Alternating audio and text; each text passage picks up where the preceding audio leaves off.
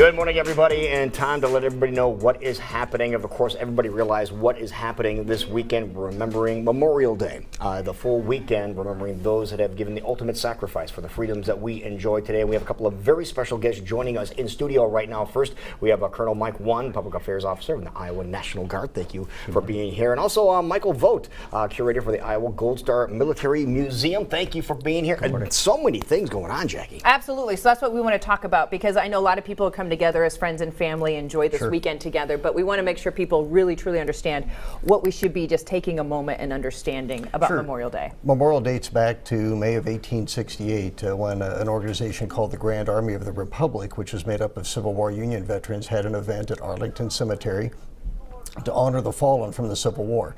Now, there are up to 25 different communities across the nation, ranging from Mississippi to Pennsylvania to Illinois, that have claimed to have held the first Decoration Day or Memorial Day. But it wasn't until 1966 that the federal government recognized a place, Waterloo, New York, in 30 May 1866 as being the first.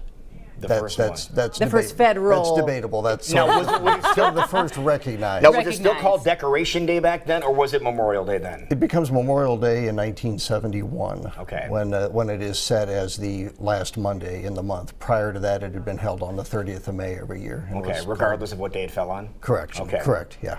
And obviously it has a deep history, but why is it important that we take a moment this weekend, especially on Monday, and remember? Oftentimes, like a lot of holidays, we forget the reason for that holiday. I myself have engaged in incinerating various meat products on Memorial Day.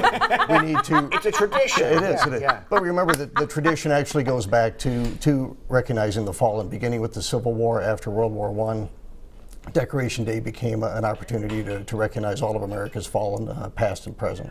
Now, do you see that more and more people are starting to really realize the true meaning of holidays like this? I think so.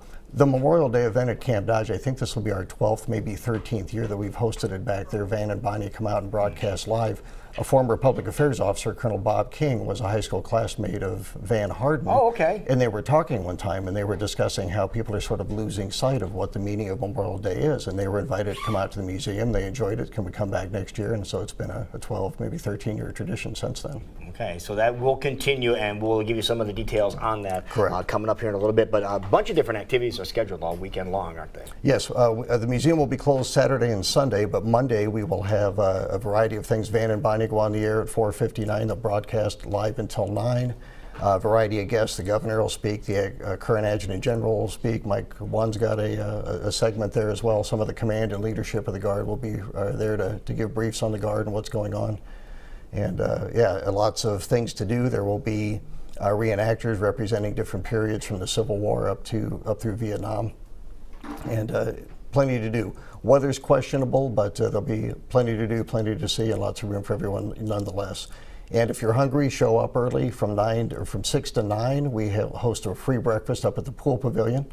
And we say it's 6 to 9 or until the supplies run out, one or the other. Absolutely. And we've shown you many times inside the museum and all the incredible exhibits that are there. But what are people missing out if they haven't been by the Gold Star Museum? We have a timeline of exhibits that trace Iowa's military past and history from Lewis and Clark up through the present day. We're about 2/3 of the way through an entire gallery renovation. In fact, when I leave here this morning, we're going to be finishing up some new cases and cabinetry, installing labels, and a small arms exhibit that will be open for the first time on Memorial Day. Very nice. Colonel Won, this is, again, just a weekend to remember those that have given the ultimate sacrifice, isn't it? It is, absolutely. And the kids that you had on earlier, what a great way to start that weekend as they sit there and they show their patriotism and they remind us of what those that fell, what they fought for, and what they sacrificed, and who they did that for. And so that's really the significance of Memorial Day, is just to take some time and remember the fallen, and remember their families, and to really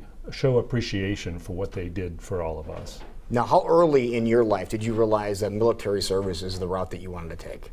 Well, I came from a military family, like many people that serve today. A lot of us come from military families. In fact, I think it's somewhere in 80% of those that serve today really come from families that had prior military service. Both my parents were in the military. They met in the Navy way back in the 50s. My mother was a wave.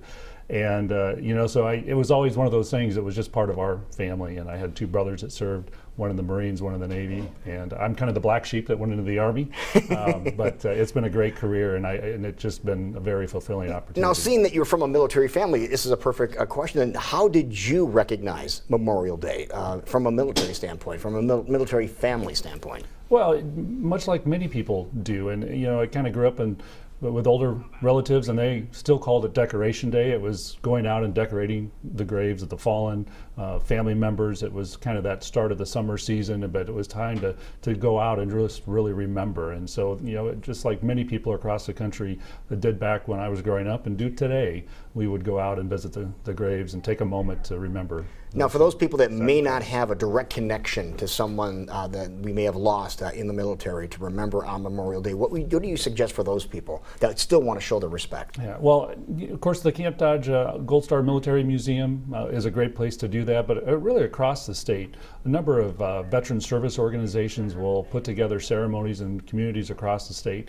They come to us and ask for military speakers to come out and talk about the significance of Memorial Day, and we try to support as many of those as we can. And so typically you'll find across the state in these smaller communities, 10 o'clock on Monday morning or different times that they'll have a remembrance ceremony in their community, and it's a great opportunity for people to come out and really spend the morning reflecting on that and then really being able to enjoy the rest of the holiday. Yeah, seek out those opportunities. What's the biggest message you want to make sure our viewers know this morning about what's coming up?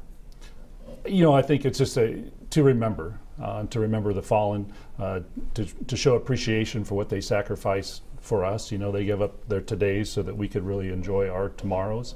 And it's just one of those things that we have busy lives. There's a lot of things going on, and as the military members and as veterans, we're incredibly grateful for the incredible support that we receive from our communities and from our state and nation.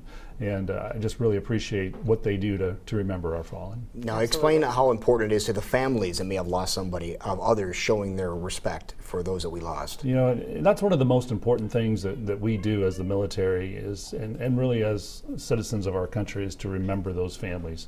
And we are a family in the military, and when we lose a brother or sister in arms, it's important to remember what they gave up and to never forget their sacrifices.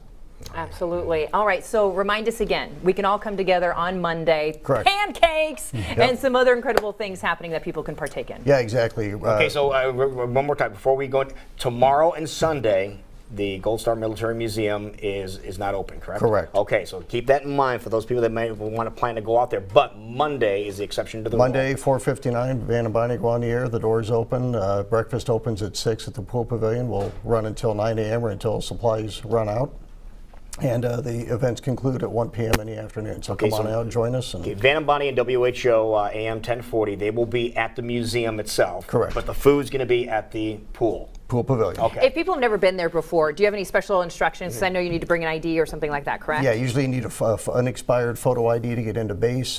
This is an exception to the rule, but the gate off of Northwest Beaver Drive will be open, as well as the main gate off of Northwest 70th Avenue in Johnston. Okay, that's the one with the airplane, is that correct? Yeah, the one up on the hill and then the one down on the south end. Okay. Okay, so all access, go there on Monday and truly remember what Memorial Day is all about. Exactly. That Wonderful. works. All right. Thank you so much Thank for you coming both in. for being here today. Thank you for your everything service. that you guys do. It's an honor. Appreciate it. All right, it is 7.